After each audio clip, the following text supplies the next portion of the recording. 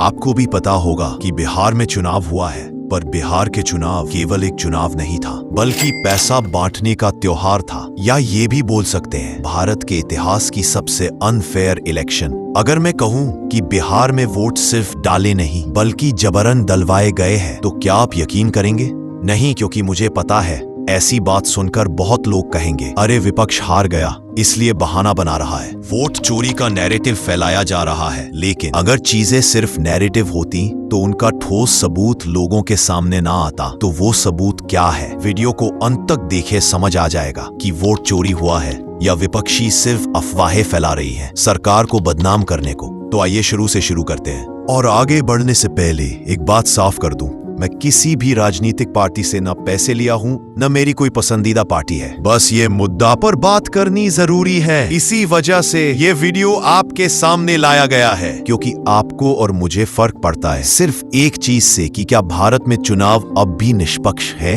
या नहीं। और दुर्भाग्य से इस बार का चुनाव किसी भी एंगल से फेयर नहीं था। आज इस वीडियो में मैं आपको 6 पक्के सबूत दिखाऊंगा और मैं चैलेंज करता हूं चुनाव आयोग और सरकार को, अगर ये सबूत गलत है तो इनको एक एक करके खारिज करके दिखाएं। सबूत नंबर 1, इलेक्शन से सिर्फ 4 दिन पहले राज्य की महिलाओं के अकाउंट में 10,000 रुपए क्यों भेजे गए? सेकेंड फेज के चुनाव से 4 दिन पहले 7 नवंबर को बिहार की महिलाओं के अकाउंट में 10-10 हजार रुपए ट्रांसफर किए गए। ये कोई आम स्कीम था या ये चुनावी टाइमिंग पर आधारित मनोवैज्ञानिक चाल थी? लाखों महिलाओं को कहा गया अभी 10,000 मिल रहे हैं और चाहिए तो हमें ही वोट दो, क्योंकि आगे लाखों मिलेंगे। पर यहाँ एक और ट्विस्ट आता है सामने। कहा जाता है मॉडल कोड ऑफ कंडक्ट लागू होने के बाद किसी को भी पैसा बांटना कानूनन रूप से गलत है, पर बिहार में एमसीसी लागू हुआ 6 अक्टूबर, लेकिन पैसे बांटे गए 17 अक्टूबर, 24 अक्टूबर, 31 अक्टूबर, 7 नवंबर तक पैसे बांटे गए।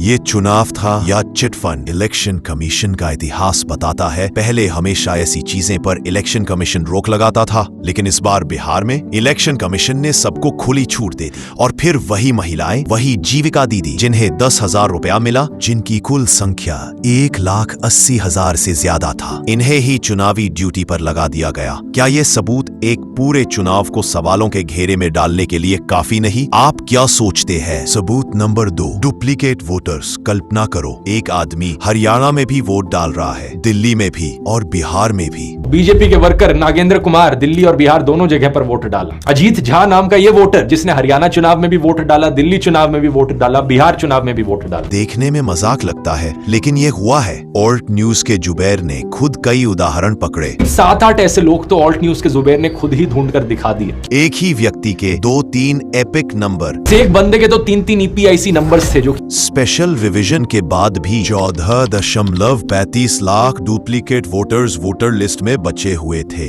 और इलेक्शन कमीशन ने डुप्लीकेट वोटर को हटाने के लिए अपने सॉफ्टवेयर का इस्तेमाल क्यों नहीं किया? सबूत number 3, special voter trains. Haryana से बिहार तक स्पेशल ट्रेन्स चली। वीडियो में लोग खुद कह रहे हैं सारा खर्चा बीजेपी उठा रही है, टिकट भी फ्री, खाना भी फ्री। ट्रेन का खर्चा कौन कर रहा है? कोई बीजेपी कर रही है, फ्री में भेजी है। हाँ जी। रिप्रेजेंटेशन ऑफ पीपल एक्ट 1951 कहता है कोई भी पार्टी वोटरों को फ्री ट्रांसपोर्ट देकर वोट नहीं डलवा सकती। शहर से बूथ तक ले जाना भी गैर कानूनी है। यहाँ तो कई राज्यों से वोटर को लाने के लिए स्पेशल ट्रेन चलाई गई थी। सबूत नंबर 4, सीसीटीवी प्रूफ खत्म कर देना। इलेक्शन कमीशन ने कहा था सीसीटीवी फुटेज पब्लिक डॉक्यूमेंट है, क्या हमें ऐसे लोगों के साथ शेयर करनी चाहिए? क्या अपनी माताओं, बहुओं, बेटियों सहित किसी भी मतदाता की सीसीटीवी वीडियो चुनाव आयोग को साझा करनी चाहिए क्या? लेकिन अब तो सरकार ने रूल ही बदल दिए। अब सीसीटीवी ना जनता मांग सकती है, ना ही कोर्ट आदेश दे सकता है। ऊपर से 45 दिनों में इलेक्शन कमीशन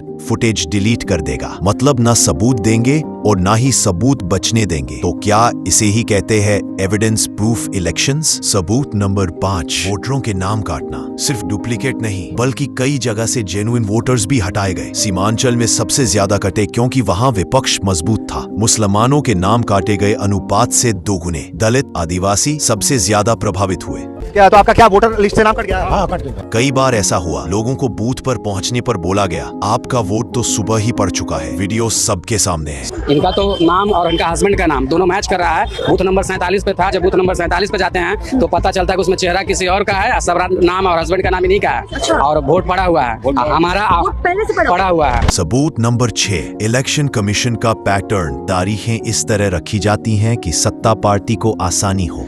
एमसीसी बार बार तोड़ा जाता है। धर्म के नाम पर वोट मांगे जाते हैं लेकिन कार्रवाई नहीं होती, क्योंकि 2023 में बनाए नए कानून के बाद अब इलेक्शन कमिश्नर चीफ जस्टिस नहीं चुनता, सरकार खुद चुनती है। तो फिर सवाल ये है, क्या हम सिर्फ शिकायत करें या बदलाव की उम्मीद भी रखें? क्योंकि अगर आज आप चुप रहे तो कल चुनाव नहीं होंगे, चुनाव का भ्रम होगा। 3 महीने पहले और 10 अक्टूबर को फिर दोबारा मैंने इस बात को कहा था कि ये चुनाव हाईजैक हो चुका है। अब इस चुनाव का कोई मतलब नहीं है।